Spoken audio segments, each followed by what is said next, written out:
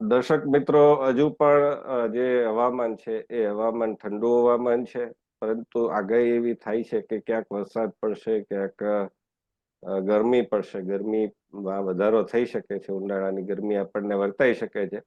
પરંતુ સાથોસાથ એક જે સમાચાર આવ્યા છે આરોગ્યને લગતા, એ સમાચાર ચિંતાજનક છે.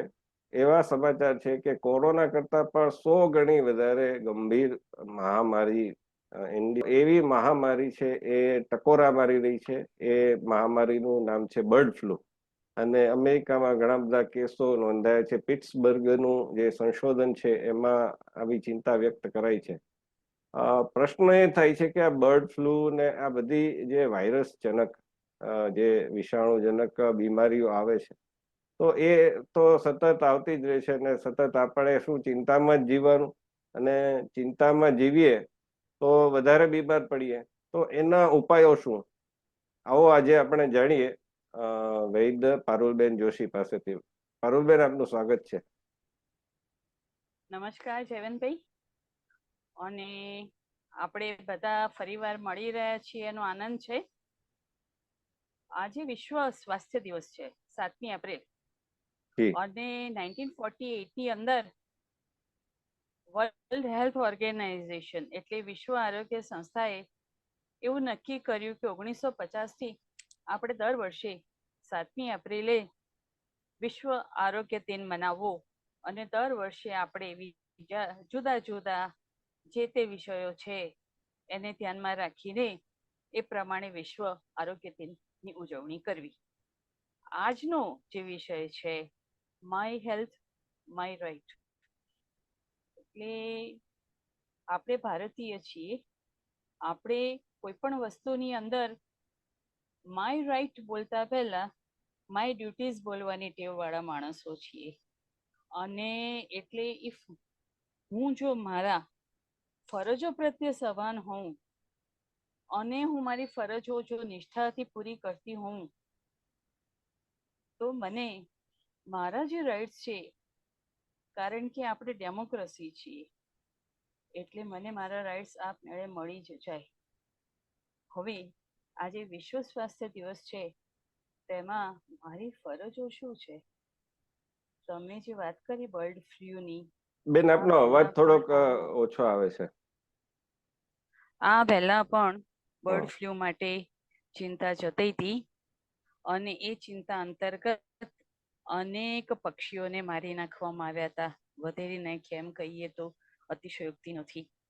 એટલે આપણે એવી સંસ્કૃતિના માણસ છીએ કે જેમ વસુધૈવ કુટુંબકમ, એ જ રીતે આયુર્વેદ એવું માને છે, મહર્ષિ સુશ્રુત એવું કહ્યું છે કે ન આત્માર્થમ ન અપી કામાર્થમ અથ ભૂત દયામ પ્રતિ.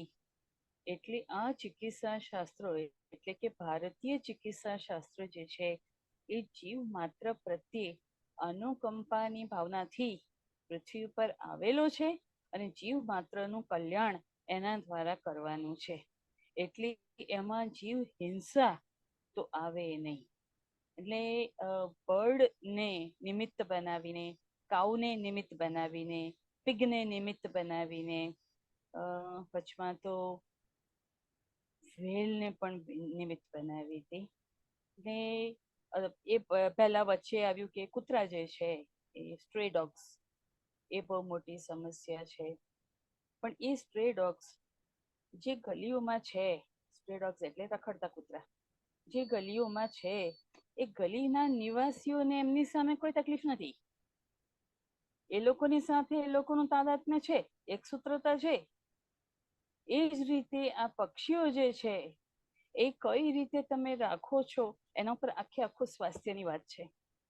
પક્ષીને એક જગ્યાએથી બીજી જગ્યાએ જે રીતે લઈ જવામાં આવે છે, આપણે ગૌ માતાને કતલખાને લઈ જતી જોઈએ છીએ, એની તસ્કરી થતી જોઈએ છીએ. પણ ગૌ જે છે, ગાય જેમાં આપણી, એને 350 થી 400 કે એથી પણ વધારે કિલો વજન વાળું પશુ છે. પક્ષી જે છે પ્રમાણમાં નાના હોય છે, એટલે એમના નાના પિંજરાની અંદર માણસને જો એ રીતે રાખ્યો હોય તો હું નથી માનતી 5 મિનિટ પણ જીવી જાય. એવી સ્થિતિમાં એણે જીવવાનું, પ્રજનન કરવાનું, એના બચ્ચા એની પાસેથી છીનવાઈ જાય અને પછી તમે એમ કહો કે તારે લીધે મને ચેપ લાગે છે. આ અમાનવીયતા ભારતીય સંસ્કૃતિમાં નથી. હવે બીજો એક દાખલો, આપણે વાયરસ ઉપર જ ચર્ચા કરી રહ્યા છીએ જયવંતભાઈ. તો 1980ના દાયકાની, હું વર્ષ સ્પષ્ટ નહીં કહું, સ્થળ સ્પષ્ટ નહીં કહું, પણ જે વાત છે એ એકદમ બનેલો બનાવ છે. એ વર્ષોમાં અત્યારે જેમ તમે બર્ડ ફ્લૂની ચિંતા કરો છો એવી ચિંતા એડ્સની હતી. HIV વાયરસ આવી ગયો અને હાહાકાર થઈ જશે અને પબ્લિકો જે છે રસ્તા ઉપર મરેલી મળશે ને માય ગોડ, એ તો શબ્દો જે એ લોકો વર્ણવતા હતા એમ લાગે કે આપણે ઘરમાં પણ મરી જઈશું. કોવિડ જેવી મહામારી આવીને ગઈ. ભારત દેશની વસ્તીમાં એક પગ ખર્યો નથી આપણો. જે એક્સપાયર થયા એ આપણને બધાને ખબર છે કે કોમોર્બિડિટી ઘણી વધારે હતી અને એ લોકોની જીવનશૈલી પણ ખોટી હતી અને એને લીધે થઈને કોવિડ નિમિત્ત બન્યું છે. બાકી ભારત દેશની અંદર કોવિડને લીધે મરેલા માણસોની સંખ્યા વિશ્વના પ્રમાણમાં ઓછી છે અને એના માટે આપણે સૌ કોઈ જેણે પણ મદદ કરી, જે પણ રીતે મદદ કરી, એ સૌના આપણે આભારી છીએ. હવે આ એડ્સની વાત છે, એની અંદર બહુ હાહાકાર કરી નાખ્યો હતો અને એટલે પછી અમે લોકોએ વિચાર્યું કે આની ટ્રેનિંગ એક એવી જગ્યાએ લેવી કે જે આધારભૂત હોય. એટલે અમે લોકો જ્યાં મિલિટરી વાળા ટ્રેનિંગ લેતા હતા ને એવી જગ્યાએ, એવા સેન્ટર પર અમે ગયા અને ત્યાં આગળ અમે ટ્રેનિંગ લીધી.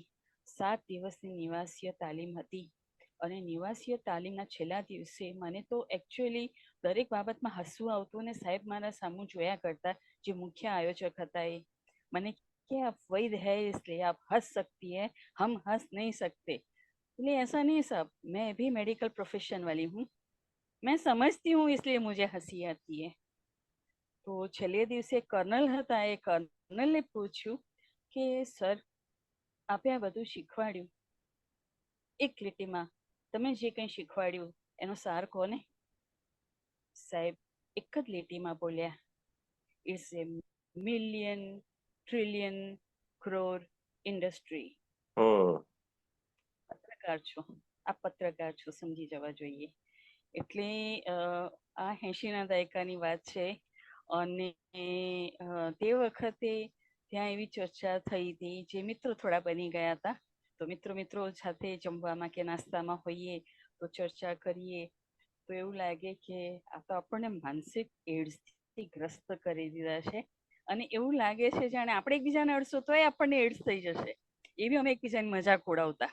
એટલે હાવ ઊભો કરવો, અને હાવ ઊભો કરો તો ને તો એક વર્ગ જે ડરપોક માનસિકતા વાળો છે એ ભાગાદોડી કરે અને મારું કામ થઈ જાય. આજની તારીખમાં મારા 42+ યર્સના અનુભવની અંદર મેં ફક્ત 3 એડ્સના, સક્રિય એડ્સના પેશન્ટ જોયા છે. એમાં એક પેશન્ટની અંદર તો ઘણું સારું થઈ ગયું હતું. ગળોથી જ ગુડુચી, ગળો ટીનોસ્પોરા કોર્ડીફોલિયા, એનાથી જ મને એટલું સારું રિઝલ્ટ મળ્યું હતું. અને તે વખતે તો નર્સિંગના ક્લાસીસ પણ લેતી હતી. તો નર્સિંગની છોકરીઓ હતી, એ લોકો એમ કે મેડમ એનો તાવ કંટ્રોલમાં આવી રહ્યો છે, એ છોકરીએ તો ખાવાનું ચાલુ કર્યું છે, મેડમ એનો રંગ તો જુઓ કેટલો બદલાઈ ગયો છે.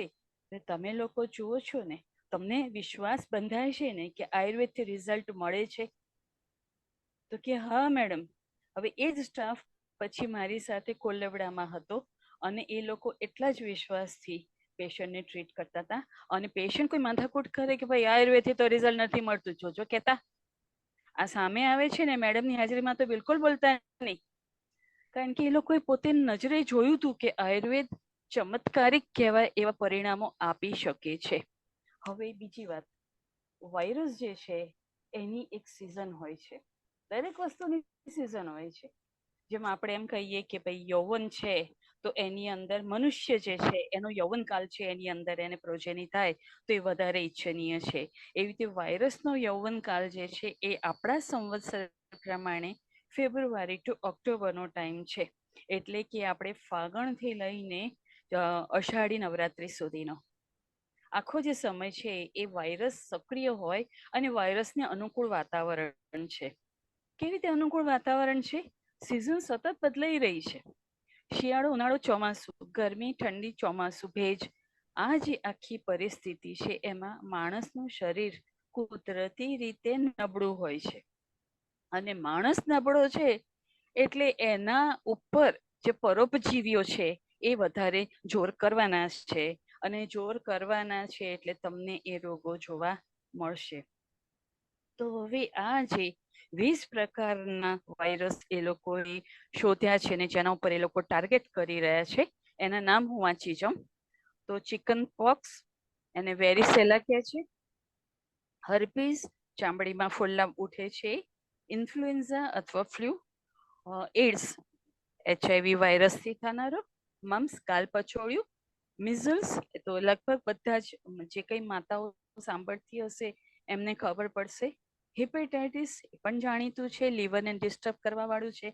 એના પણ પ્રકારો છે, એમાં પણ ચેપી બિન ચેપી છે. અને એક વાત અહીંયા કરવાની મને જરૂર લાગે છે કે વાયરસથી થનારા રોગોમાં વાયરસની ગેરહાજરીને લીધે એ રોગ થઈ શકે? અચ્છા. હા, પણ થાય છે. Non HIV AIDS, HIV virus નથી પણ એડ્સ રોગ છે. એટલે આવા ચમત્કારો તમને અનેક પુસ્તકોમાં વાંચવા મળશે, ડિસ્કશનમાં સાંભળવા મળશે. એટલે હું હમણાં એક વેબિનાર પતાવીને અહીંયા જોડાઈ રહી છું. તો એની અંદર પણ એ જ ચર્ચા હતી કે ડાયાબિટીસ છે એ ઇન્સ્યુલિનને લીધે થઈ રહેલો રોગ છે, પણ તમારું પેરામીટર શું છે? Blood sugar. હવે બ્લડ શુગર તો બીજા પણ કારણોસર વધી શકે અને એને લીધે થઈને મલ્ટિપલ ઓર્ગન ફેલ્યોરની સુધી આપણે જતા રહ્યા છીએ. એટલે હું તો મારા બધા વિદ્યાર્થીઓને કહેતી હું છું, એનેટોમી ફિઝિયોલોજી વગર કશું જ આગળ ન વધી શકે. તમારે રચના શરીર પાકું ન હોય, તમારું ક્રિયા શરીર પાકું ન હોય, તો પછી એના ઉપર કોઈ વાત કરવાનો મતલબ નથી. કારણ કે પછી તમે સ્વપ્નમાં જ છો અને એ સપના તમને ક્યારે ધારાશાયી કરી દે કહેવાય નહીં. એટલે હેપેટાઇટિસ પછી આવશે ચિકનગુનિયા, પછી આવશે કોરોના વાયરસ, એની પછી સ્ટ્રેન્સ ઘણી બધી આવી. હવે નોન કોરોના કોવિડ પણ હોઈ શકે. હમ ભાઈ, એટલે ડેન્ગ્યુ, ડિફ્થેરિયા, ઇબોલા, HPV, પછી પોલિયો. હવે પોલિયો વાયરસના ઉપર તો કારણ કે તોમાં તો કૌમારભૃત્ય વિષય હતો. કૌમારભૃત્ય વિષય એટલે એની અંદર બાળરોગ, સ્ત્રીરોગ અને પ્રસૂતિ તંત્ર, એમ 3 વિષયો એક જ વિષયમાં આવતા અને મા ને બાળક સાથે હતા. એટલે અમને એ લોકોની સંભાળ લેવી એટલી બધી સરળ પડતી હતી. પણ દરેક વસ્તુનું પશ્ચિમીકરણ કરવાની આપણી જે ગુલામી માનસિકતા છે એમાં આ વિષયના 3 ભાગ કરી નાખ્યા. એટલે મા બાળકને જુદા કર્યા અને સ્ત્રી અને સગર્ભાને જુદા કર્યા. સરવાળે સગર્ભાને જો કોઈ રોગ થાય તો એને પાછું સ્ત્રીરોગ નિષ્ણાત પાસે જવું પડે. એટલે આ બધી બિનજરૂરી કોમ્પ્લિકેશન્સ આપણે આપણા માટે ઉભા કર્યા છે અને એના ફળ પણ આપણે ભોગવીએ છીએ. તો પોલિયો જે વાયરસ છે એની અંદર એક્ટિવ પોલિયો અને ક્રોનિક પોલિયો, બંને પોલિયોની અંદર આયુર્વેદ એટલું સુંદર રિઝલ્ટ આપે છે. અમારે તો મણિબેન હોસ્પિટલની અંદર લગભગ 80ના દાયકામાં, હા લગભગ 81-82 હશે જો હું ભૂલી નથી તો, પોલિયો ઉપર નેશનલ સેમિનાર થયો હતો અને એની અંદર જે રિસર્ચ પેપર્સ પબ્લિશ થયા હતા, જયવંતભાઈ તમને આનંદ થાય કે એટલા સરસ અખિલ ભારતીય રિઝલ્ટ તે વખતે મળતા હતા. પછી રેબિઝ, પછી રોટા વાયરસ, રૂબેલા, પર્ટુસિસ અથવા વૂપિંગ કફ, ઝિકા વાયરસ અને મેનિન્જાઇટિસ. હવે મેનિન્જાઇટિસ જે છે એ વાયરસથી થનારો રોગ છે, પણ અમારા પ્રસૂતિ વિભાગની અંદર એવું કહેવાય કે બર્થ ઇન્જરીથી પણ થઈ શકે, કારણ કે સોજો છે. એટલે વાગ્યું હોય તો એને લીધે પણ સોજો આવી શકે. પણ મેનિન્જાઇટિસ વાયરલ ઇન્ફેક્શન કરીને એની ટ્રીટમેન્ટ ચાલુ કરી દે અને પછી આ જીવન બચ્ચું જે છે પાંગળું થઈ જાય. હવે એની ટ્રીટમેન્ટ જે છે, ટ્રીટમેન્ટ વાયરલ ડિઝીઝીસમાં શું હોય છે, તો ઇમ્યુનિટી એની જળવાય વ્યક્તિની અને બાળકની, એ ખૂબ જરૂરી છે. તો આયુર્વેદની અંદર બળ જાળવવા માટે અમે ઇમ્યુનિટીને બળ કહીએ. તો પ્રાકૃતિક અને કૃત્રિમ એમ બંને ઉપાયોનું વર્ણન કરેલું છે. પણ આપણે જો એલોપેથીની વાત કરીએ તો એની અંદર એ લોકો વેક્સિન્સ જુદા જુદા પ્રકારના આપે છે. એ જે તે રોગને ધ્યાનમાં રાખીને જે તે રોગ ન થાય એના પ્રિવેન્ટિવ મેજર્સ તરીકે આ લોકો વેક્સિન્સ આપતા હોય છે. અને આપણે ઇન્દ્રધનુષ નામ આપ્યું છે ને, એ રીતે આપણે એને આપીએ છીએ. પણ આપણું પોતાનું એક બહુ સુંદર ઇમ્યુનિટી છે, અને એ છે સુવર્ણપ્રાશન. હવે સુવર્ણપ્રાશનની અંદર અનેક વૈદ્ય આપણે કહીએ ને તુંડે તુંડે મતિર્બેનના, એવી રીતે વૈદ્ય પોતપોતાની રીતે એની અંદર નુસ્ખા કરે છે. પણ કાશ્યપ સંહિતા એ આધારભૂત ગ્રંથ છે, અને એની અંદર સુવર્ણ ધાતુ ને ઘી અને મધ સાથે મિક્સ કરીને, હા, સમાન માત્રામાં ઘી અને મધ હોય ને, બધા આયુર્વેદ વાળા ડરે છે. પણ તમે ઘી અને મધ સમાન માત્રામાં લીધું, પણ સાથે અંદર સુવર્ણ નાખ્યું, પછી એને તમે મેળવ્યું, બરાબર એસિમ્યુલેશન કર્યું, અને સુવર્ણના નેનો પાર્ટિકલ્સ અંદર ભળી ગયા છે, એટલે એને આખી આખી કેમિસ્ટ્રી બદલાઈ ગઈ. પછી તમે એની અંદર કીધું કે સમભાગ ઘી અને મધ તમે લો તો એ વિષતુલ્ય થઈ જાય છે. તો એ અહીંયા સિદ્ધાંત લાગુ પડતો નથી, કારણ કે ત્યાં સુવર્ણ નામનું અમૃત સાથે ભળેલું છે. એટલે સુવર્ણ જે છે એ જેની સાથે ભળે એને પોતાના ગુણ આપે, સુવર્ણ પોતાના ગુણ આપે. એટલે ઘી અને મધ જે છે ત્યાં વ્હીકલ બની જાય. સુવર્ણના ગુણને આપણા શરીરની અંદર અંગે અંગ, કોષે કોષ સુધી પહોંચાડવાનું કામ ઘી અને મધ કરે. કારણ કે ઘી અને મધ સરખી માત્રામાં જ્યારે મળે ત્યારે કોષે કોષમાં સેકન્ડ્સમાં ફેલાઈ જવાની તાકાત રાખે છે. એટલે સુવર્ણને તમે કોષે કોષ સુધી વિધિન મિનિટ્સ પહોંચાડવા માંગતા હો તો સુવર્ણપ્રાશનથી વધીને ખરેખર કંઈ નથી. એટલે હું તો જ્યાં પણ મને તક મળે ને હું તેમ કહું કે જન્મથી મરણ સુધી, એટલે કે ડેડ બોડી જ્યારે તમે ઘરની બહાર જવા દો એ વખતે એના મોઢામાં સોનાનો ટુકડો મૂકવાનો એટલે મૂકવાનો. એટલે ફ્રોમ બર્થ ટુ ડેથ સુવર્ણને તમારી સાથે રાખવાનું છે. નોટ એઝ એ શું કહેવાય costly metal, but as life saver.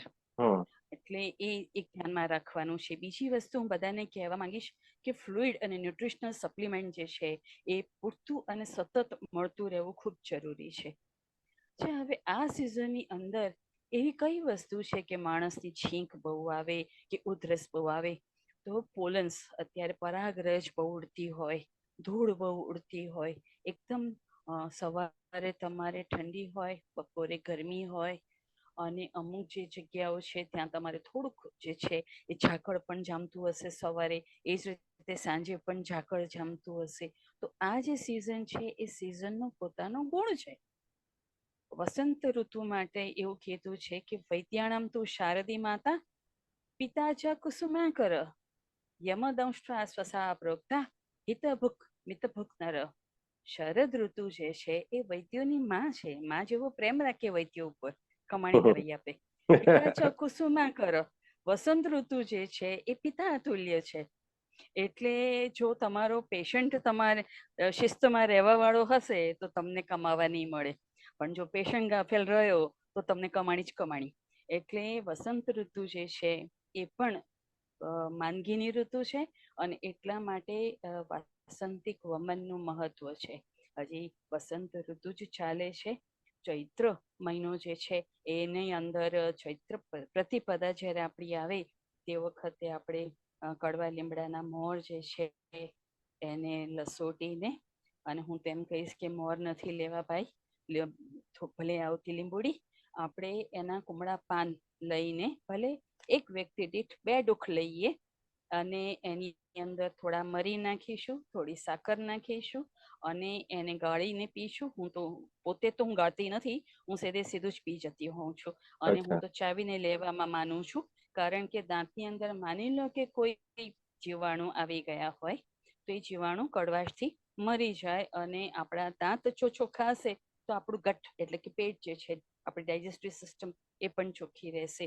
એટલે આયુર્વેદની અંદર છે ને ભાઈ, દર મહિના પ્રમાણે આપણે કેટલાક એવા ઉત્પાદન થાય, કારણ આપણે ખેડૂત પ્રધાન દેશ છીએ, ખેતી પ્રધાન દેશ છીએ, તો આપણી ખેતીની અંદર એ પ્રમાણે ઉપજ થતી હોય છે ને એ ઉપજ પ્રમાણે આપણે એનો ઉપયોગ કરી શકતા હોઈએ છીએ.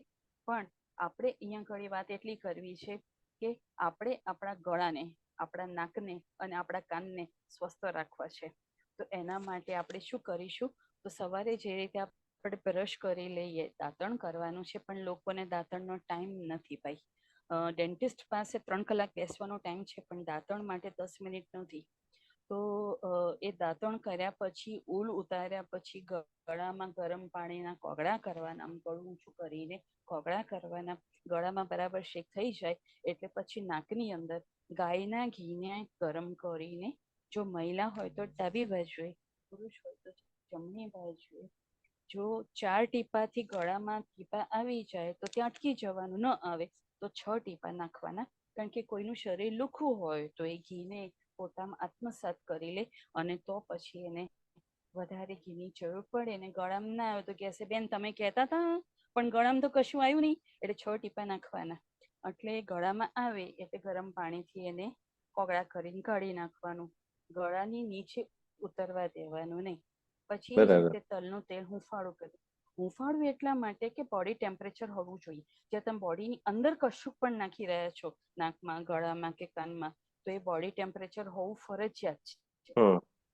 તો એને સેજ હુંફાળું કરીને ડાબા કાન, મહિલા હશે તો ડાબા કાનમાં પહેલા, પુરુષ હશે તો જમણા કાનમાં પહેલા 4 ટીપા નાખવાના. અને પછી કાનની અંદર આવે એટલે તમને ખબર પડે કે આ ટીપા અંદર કાનમાંથી અંદર ગયા એવું ફીલ થાય. હા, ડોક્ટર સાહેબ કોઈ એવું કહેશે કે બેન તો અંદર કાનની અંદર પરફોરેશન હશે ને તો એગ્રેવેટ થઈ જશે. કાનની અંદર પરફોરેશન હશે ને તો તલના તેલથી રોજ આવી જશે, અને એની શ્રવણેન્દ્રિય જે છે ને એ સતર્ક થશે. અને માની લો કે એ દ્વિચક્રી વાહન સ્પીડમાં ચલાવતો હશે હેલ્મેટ પહેર્યા વગર, અને એને લીધે એની ઓડિટરી નર્વ ડિસ્ટર્બ થઈ હશે, અને એને લીધે સખત ગુસ્સો આવતો હશે, તો એ ગુસ્સો એનો કાબુમાં આવશે અને એની ઓડિટરી નર્વ રીજનરેટ થવાને, હા રીજનરેટ થાય છે નર્વ, તો એ રીજનરેટ થશે અને અચ્છા. તો એનું ભાવ શાંત થઈ જશે. અચ્છા. એટલે આ કરવા જેવા કામો છે. અને તમારી એટલે ઇમ્યુનિટી પણ સારી બેરાશ કરે છે. ઓછી થઈ જાય કે બેરાશ મટી જાય સાવ? ઓછી થાય, કારણ કે આપણે જોવું પડે, જો અંદર કાણું હોય તો એની પ્રમાણે ઓરલ ટ્રીટમેન્ટ આપવી પડે. આ તો જનરલ હેલ્થ માટેના નિયમ છે ને, એટલે એની અંદર આપણે આ કરીએ તો એને ઇમ્યુનિટી એની સચવાઈ રહે. કારણ કે ઓરોફેરિન્જિયલ રૂટ, ઓરોફેરિન્જિયલ એટલે નાક અને મોં દ્વારા જે વાયરસ છે એ ગળામાં જાય અને ગળામાંથી ફેફસામાં જઈને પોતાના લક્ષણો બતાડે. એટલે એ ન થાય એના માટે આપણે નાક અને ગળાને સાચવી લીધું.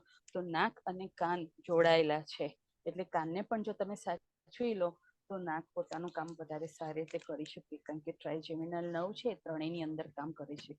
પછી બીજી એક છેલ્લે કહી દઉં છું કે રાત્રે સૂતા પહેલા તલના તેલને ડાબા હાથની હથેળીમાં લઈ જમણા હાથથી તેલ જે છે એ એક દાંત ઉપર લગાડવાનું, મસૂડા દાંતનો સાંધો જે છે એના ઉપર લગાડવાનું, બહારના ભાગમાં, અંદરના ભાગમાં, દાંતના ઉપરના ભાગમાં, એમ વ્યવસ્થિત રીતે લગાડવાનું.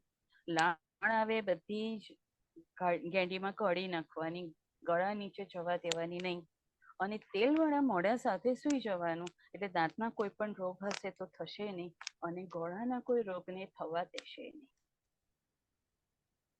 તો મિત્રો, આ હતી કેટલીક અમૂલ્ય સલાહ, જેને આપણે અંગ્રેજીમાં ટિપ્સ કહીએ છીએ, એવી અમૂલ્ય સલાહો છે, અનુભવ સિદ્ધ વાતો છે જે પારુલબેને કરી. અને આ જે ઋતુ છે એ સંક્રમણની ઋતુ છે, વાયરસની ઋતુ છે, અને એને કઈ રીતે તમારે એની ઉપર કામ કરવું જેથી આ રોગો ન થાય, તો એ માટેની એમણે સલાહ આપી. પારુલબેન, આપનો ખૂબ ખૂબ આભાર અમને આ સલાહ આપી, દર્શક મિત્રોને સલાહ આપી એ બદલ. નમસ્કાર. આવતા અંકે ફરીથી કોઈ નવા વિષય સાથે મળીશું.